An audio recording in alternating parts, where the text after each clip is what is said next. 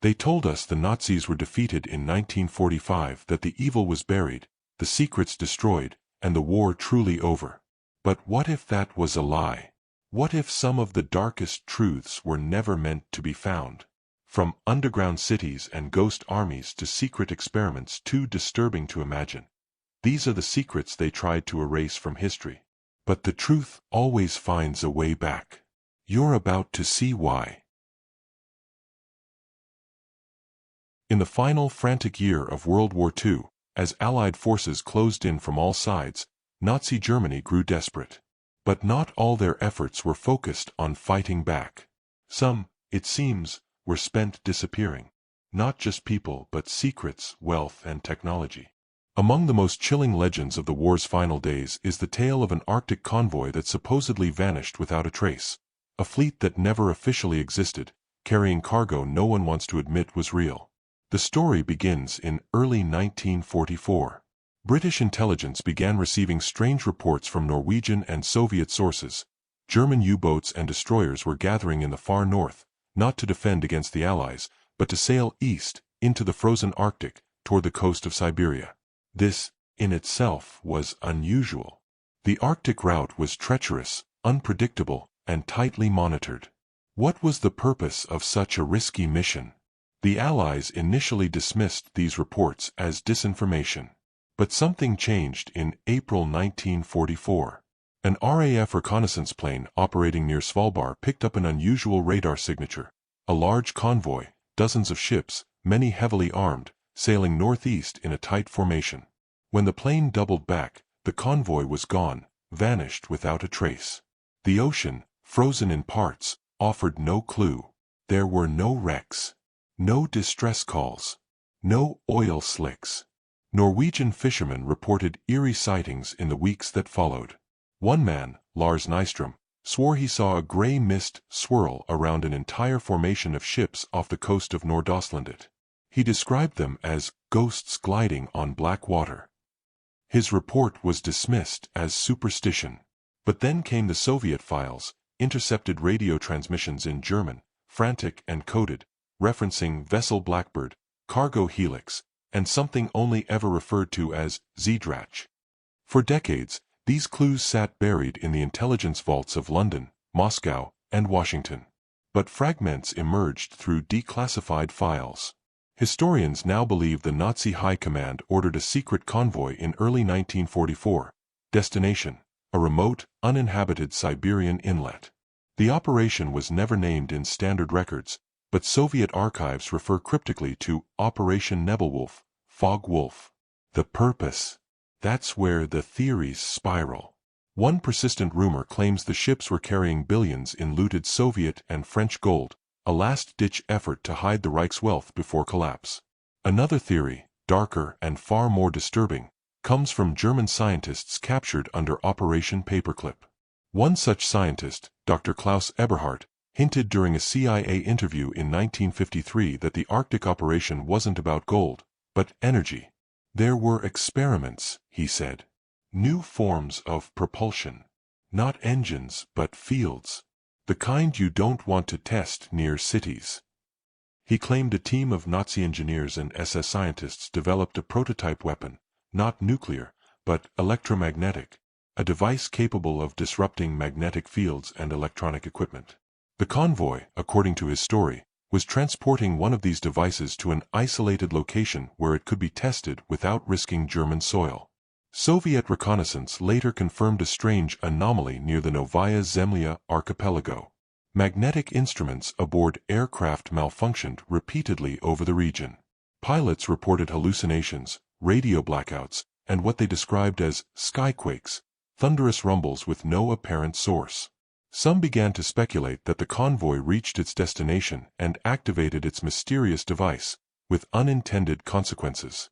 By the 1950s, the area around Novaya Zemlya had become a hotspot for Soviet military activity.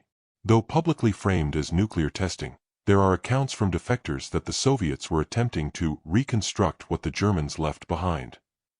One document, smuggled out in 1971, refers cryptically to remnant systems embedded in permafrost. Another, more chilling, mentions Zeedrach recovered, incomplete. Emits hum when thawed. What happened to the convoy remains unknown. No official record of its departure or destruction exists in Nazi archives. Allied naval logs mention strange radar shadows in the Arctic, but no confirmed encounters. Some believe the fleet was destroyed by its own technology, a test gone wrong. Others believe it reached land, unloaded its cargo, and vanished, its mission complete. The idea of a secret Nazi base buried under Arctic ice may sound like fiction, until you learn that American satellites in the 1980s detected unexplained heat signatures in that very region, where no living presence should exist. In recent years, private explorers and deep-sea divers have searched for evidence. In 2010, a Norwegian team operating near Franz Josef Land claimed to detect metallic shapes under the ice, too large to be wreckage, too symmetrical to be natural. Russian authorities quickly declared the zone off-limits, citing environmental hazards. The team was disbanded. Their sonar data was confiscated. The ghost convoy, if real, represents one of the war's darkest and most enduring secrets. Was it a desperate escape by Nazi elites? A burial of forbidden technology?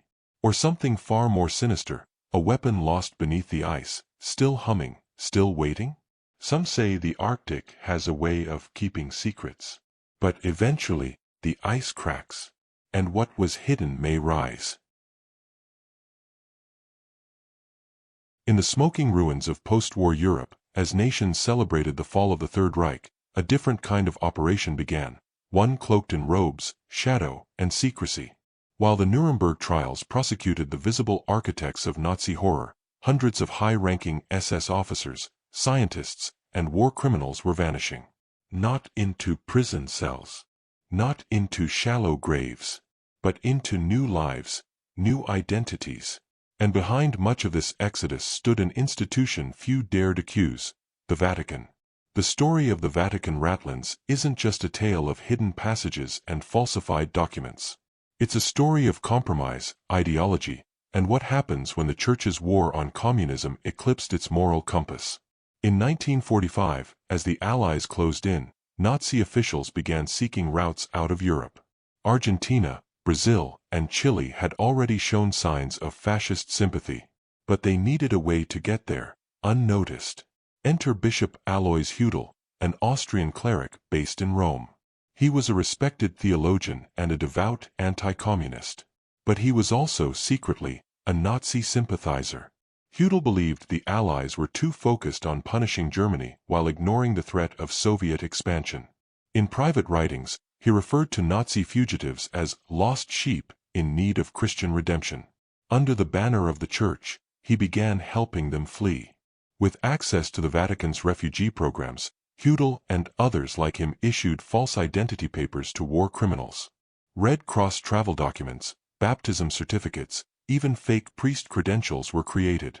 These papers allowed Nazi officers to move freely, evade capture, and board ships to South America. The network came to be known as the Ratlins, long, winding escape routes that led from Rome and Genoa to Buenos Aires, Sao Paulo, and even Damascus. Among the beneficiaries were some of the worst monsters of the war. Adolf Eichmann, the architect of the Holocaust's logistics, slipped through the Ratlins in 1950 and lived quietly in Argentina until Israeli agents captured him in 1960. Joseph Mengele, the angel of death from Auschwitz, also escaped using the same network. He remained at large until his death in Brazil in 1979. These men didn't flee as broken fugitives. They fled with support, financial, logistical, and spiritual. The Vatican has long denied official involvement, blaming rogue clergy acting independently. But declassified documents from Allied intelligence paint a darker picture. OSS files reveal that American agents were aware of the Ratlins as early as 1946. Some even used them. The reason was simple. The Cold War had begun, and suddenly, ex-Nazis weren't just war criminals, they were potential assets. The US and Britain began recruiting former Nazis with scientific, military, or intelligence value. If these men had communist ties or information, their past crimes were quietly ignored. In this twisted moral equation, Nazi war criminals became pawns in a new global chessboard. But the Vatican's role was unique. It wasn't political gain they sought, it was ideological. The Church, reeling from the war, feared the spread of atheistic communism more than it feared fascism. Many in the clergy saw former Nazis as misguided sons of Europe, who could still be saved, spiritually and politically. In some cases, churches offered sanctuary. In others, bishops provided funds for travel, food, and shelter. There are records of monasteries in Rome that housed SS officers disguised as monks. Some Vatican archives mention special guests residing under holy protection. These weren't refugees. They were executioners, engineers of genocide, men who wore crucifixes over uniforms stained in blood. Perhaps the most shocking aspect is how long the Church kept the secret. Even as survivors of the Holocaust demanded justice, the Vatican remained silent. Requests for access to relevant archives were routinely denied. It wasn't until 2020 that the Vatican began releasing documents from the papacy of Pius XII, and even those remain heavily redacted. Among them are letters exchanged between high-ranking clergy discussing the pastoral responsibility of aiding political fugitives. One bishop wrote in 1947, "The mercy of Christ must extend to those who have lost their way in defense of Europe." Another letter references a secret meeting between a Vatican emissary and Argentine authorities, discussing the safe reception of pilgrims from Europe's tragic theater. Pilgrims. That was the word they used. Critics argue the Church had no business involving itself in the escape of mass murderers. Supporters claim it was a different time, that moral clarity was blurred by fear of Soviet expansion. But for the families of those murdered in the camps, there is no justification. In 2013, a journalist uncovered a sealed Vatican document referring to Project Resurrection, a coordinated effort to renew the spiritual life of Europe through reconciliation and preservation. Attached to the file was a list of 42 names, most of whom were former Nazi officers who disappeared after the war. None were ever brought to justice. Even today, the Vatican has not offered a formal apology. It acknowledges the Ratlins existed, and that some clergy were involved, but stops short of admitting institutional responsibility. The full truth, buried in the Vatican's archives, may never come to light. Yet the facts that have emerged already rewrite the ending of World War II. The war didn't end with the last gunshot or the last tribunal. It continued, in shadows, on hidden roads, in back rooms lit by candlelight and lined with crucifixes. While the world looked one way, the monsters walked free, cloaked not in uniforms, but in forgiveness. Hidden deep in the frozen plains of Manchuria during the Second World War was a place so secret, so horrifying, that even today its full horrors remain obscured. Known only by its codename, Unit 731, it was the epicenter of Imperial Japan's darkest war crimes, a biological and chemical warfare research facility disguised as a water purification plant. Most know that Unit 731 conducted human experimentation on Chinese prisoners and Soviet captives. But there's a lesser-known, far more haunting secret buried in redacted files and survivor whispers, the story of the children, and what became of them after the war. Unit 731, officially titled the Epidemic Prevention and Water Purification Department of the Guangdong Army, was established in 1936. It quickly grew into a vast complex, complete with laboratories, crematoria, and underground testing chambers. Here, doctors and scientists, many of them celebrated figures in Japanese medicine, conducted vivisections without anesthesia, frostbite studies, poison gas experiments, and even live weapon testing. But not all of their subjects were soldiers or resistance fighters. Many were civilians. And among those civilians were children, some as young as 5 years old. According to fragmented Soviet intelligence reports and accounts from former guards, children were used for experiments involving prolonged exposure to extreme temperatures, injections of exotic viruses, and deliberate starvation to test human thresholds. One experiment allegedly involved surgically fusing organs from multiple children to study transplant viability. None survived. What makes this chapter of history more horrifying is not just what was done, but what wasn't done after. Following Japan's surrender in 1945, American forces moved swiftly into Manchuria, not to prosecute those responsible, but to protect the research. In a secret deal struck between U.S. intelligence and Unit 731's commander, General Shiro Ishii, full immunity was granted to the scientists in exchange for their data. The justification? The biological warfare information, obtained through inhuman suffering, was deemed too valuable to fall into Soviet hands. This deal became one of the darkest bargains in post-war history. But hidden within it lies an even murkier tale. U.S. forces reportedly took custody of a select group of Unit 731's surviving subjects, including several children who had not yet succumbed to the experiments. There are no official records confirming this, but a 1982 classified memo from the U.S. Army Medical Research Institute, declassified in 2017, referenced subjects X-23 to X-29, pediatric, of Japanese origin, transferred under Operation Deltarune. The memo discussed ongoing physiological anomalies consistent with sustained biological exposure in non-consenting minors. The details were redacted.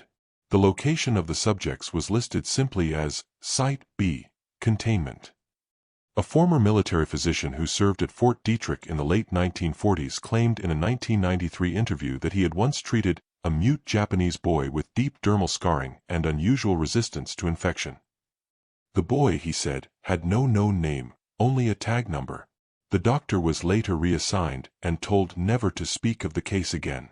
Another disturbing clue comes from a 1954 letter written by a Red Cross investigator named Thomas DeWitt, who had been following rumors of Japanese biological test subjects resurfacing in American medical studies.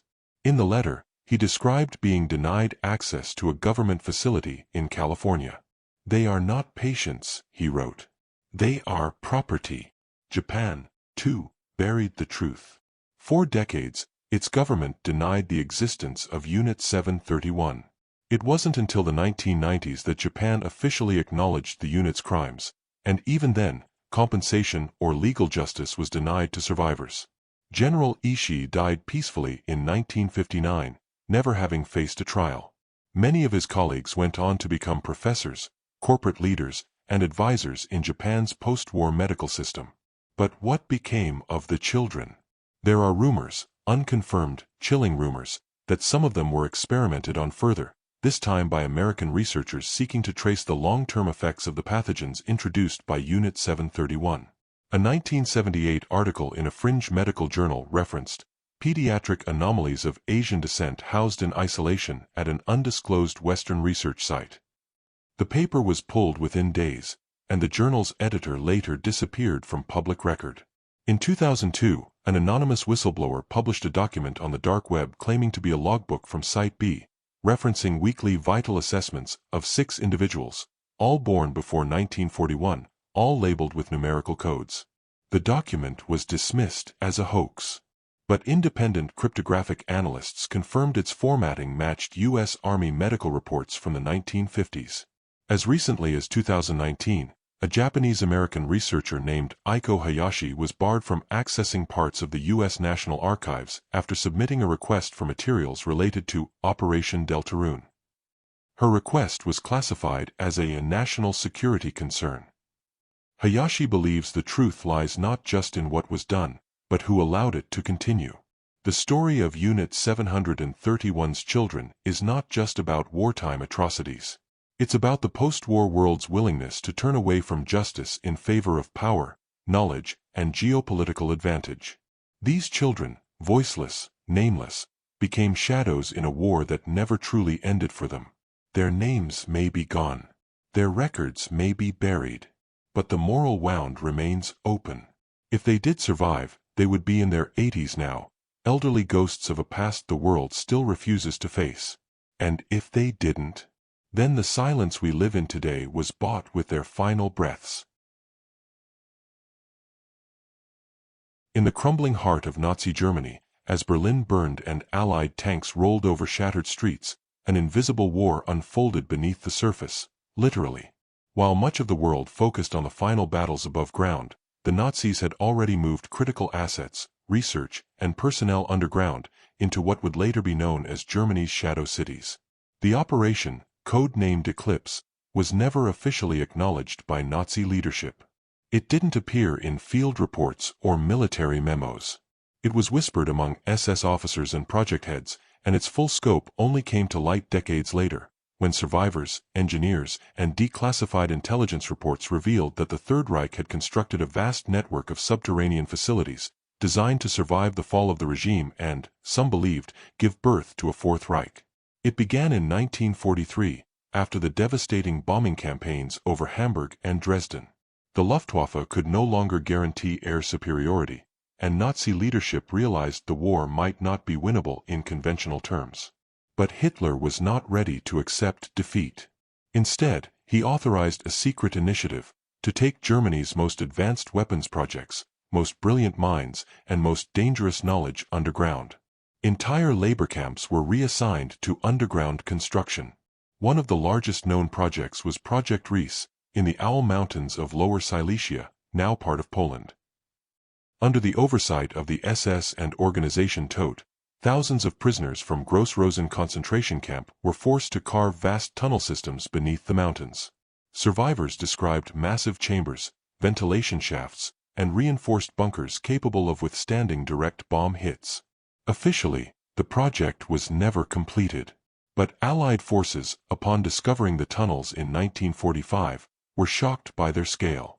Some caverns stretched for miles. Others were clearly designed as laboratories, complete with steel flooring, power conduits, and blast-proof doors. What they found missing was even more telling. Documents, equipment, and people, all gone. Similar sites were found beneath Nordhausen, where the V-2 rocket program operated. At Mittelwerk, slave laborers toiled in deadly conditions to assemble advanced weaponry in underground factories. But deeper still, beneath these manufacturing tunnels, Allied scouts reported sealed doors and corridors leading to nowhere, or worse, leading to places too dangerous to investigate. It wasn't just the Nazis building these bunkers. German corporations like Krupp, AEG, and IG Farben were heavily involved in underground construction, often collaborating with the SS to house secret R&D. Some facilities were intended for post-war survival, equipped with water purification, hydroponics labs, and dormitories for hundreds. But the most disturbing claim came from captured SS General Hans Kammler, the same man who oversaw the V-2 rocket program and many of Germany's secret weapons. In a 1945 interrogation, Kammler reportedly told his American captors, "The war above may end, but our work continues below." Weeks later, Kammler vanished. No record of his death was ever confirmed. Rumors persist that he was smuggled to the U.S. under Operation Paperclip. Others claim he escaped to South America. But one persistent theory insists Kammler never left Germany, that he and a group of elite scientists retreated into one of the underground cities and were never seen again. What makes this theory less fantastical are the post-war sightings. In 1962, an East German geological team operating near the Harz Mountains discovered unnatural seismic readings. When they drilled into the rock, their equipment was seized by the Stasi. The team was reassigned. One of the scientists later claimed they had tapped into a sealed environment, a space where the temperature and magnetic field were unnaturally regulated. American satellite imagery from the 1980s picked up heat signatures in the same region, anomalies with no surface explanation. Aerial LiDAR scans of the Bavarian Alps show subterranean voids that don't correspond to any known cave systems. When local spelunkers attempted to explore one of these cavities in 1991, they were stopped by Bundeswehr soldiers, who declared the area historically sensitive. Whistleblowers have come forward over the years. A former U.S. intelligence analyst claimed in 1998 that at least 3 Nazi-era bunkers discovered in West Germany were never made public, and that one of them had functioning generators and stored equipment that should not have survived decades underground. Another report from a NATO operative mentioned a ghost grid, an underground power system still intermittently active, connected to no known infrastructure. But perhaps the most bizarre evidence emerged from a declassified CIA photo analysis report from 1959. The document includes aerial photographs of a mountainous region in southern Germany. In one image, faint but discernible on infrared, is a symbol, a stylized black sun etched into the ground in what appears to be an ancient stone formation. The Black Sun, or Schwarz Sonne, was a symbol associated with the occult wing of the SS. Its presence suggests that some of the bunkers weren't just technological in nature, but spiritual. This leads to the most chilling theory of all, that some of these underground facilities were built not just as shelters or labs, but as temples. Places where the darkest ideas of the Third Reich, racial supremacy, occult resurrection, and twisted science, could continue in secret, waiting for the right time to rise again. To this day, large sections of Germany's underground tunnel systems remain unmapped. The German government has officially declared many of the known entrances as unstable or restricted for environmental reasons. Independent explorers and documentarians attempting to access them have often been fined, arrested, or threatened. Are they hiding ancient bunkers, advanced technology, or just the shame of what lies beneath? We may never know the full extent of what was built underground in those final days. But one thing is clear: Nazi Germany did not intend to die quietly. It intended to outlive its own collapse, buried in silence, biding its time beneath our feet. When the Third Reich fell in 1945, much of the world breathed a sigh of relief. Nazi Germany was in ruins, Hitler was dead, and the Allies declared victory. But deep in the forests of Bavaria, in the mountains of Austria, and in the hushed whispers of occupied towns, a chilling rumor lingered, that Hitler had not intended for the war to truly end. Not in defeat. Instead, he had left behind an army of ghosts. Not literal spirits, but fanatical guerrilla fighters, trained to carry out a war without uniforms, without mercy, and without end. They were called the werewolf. The name drew on old German folklore, savage wolf creatures who hunted the living and thrived in the darkness. Hitler's propaganda machine used the term not just for effect, but as a psychological weapon. The goal was clear: make the Allied forces fear that, even in defeat, Germany would never surrender. The origins of the werewolf plan can be traced back to 1944. As the Allies advanced from the west and the Soviets stormed in from the east, Hitler and SS head Heinrich Himmler realized the conventional military would collapse. In response, they created a secret program, led by SS Obergruppenführer Hans Adolf Prutzmann, to train select Nazi loyalists, youth, and SS officers in the art of sabotage, assassination, and asymmetrical warfare. Training camps were set up in secluded areas. Volunteers were taught to use explosives, set booby traps, carry out executions, and disappear without a trace. The werewolf were to become invisible killers, loyal to the Führer even beyond death. But this wasn't just a theoretical plan. By early 1945, actual operations had begun. In March 1945, Franz Oppenhoff, the newly appointed mayor of Aachen, one of the first German cities taken by the Allies, was assassinated by a werewolf team that parachuted in behind enemy lines. They shot him at point-blank range outside his home. The message was clear: collaboration with the Allies meant death. In another case, American supply lines were sabotaged near Frankfurt. Munitions depots mysteriously exploded. Rumors spread among Allied soldiers that entire German villages were harboring werewolf fighters, hiding weapons beneath their barns and feeding information to assassins who moved through the forests by night. In some areas, Allied commanders responded with brutal crackdowns. Villages were searched. Suspected collaborators were interrogated. And still, the werewolf attacks continued, irregular, but psychologically effective. It was enough to instill paranoia. Even after Germany's surrender on May 8, 1945, the werewolf myth didn't die. Soviet and American intelligence documents reveal that both sides feared a prolonged insurgency. The NKVD, Soviet secret police, launched a series of purges in eastern Germany, arresting thousands suspected of werewolf connections. In some towns, teenagers barely old enough to shave were executed or imprisoned for being part of Hitler's secret army. But here's where the story takes a darker turn. Evidence suggests that some werewolf units never disbanded. They simply went underground. In the post-war chaos, when Germany was divided and cities were being rebuilt, a number of unsolved assassinations took place, particularly targeting German officials working with Allied occupation forces. In 1947, a British intelligence officer named Thomas Knight was found poisoned in his hotel room in Hamburg. No culprit was ever found, but his files revealed he had been investigating remnants of the werewolf network in Lower Saxony. In the 1950s, reports emerged from the CIA's Office of Policy Coordination, detailing a series of coordinated graffiti attacks in East Berlin using the werewolf insignia, a stylized wolf head.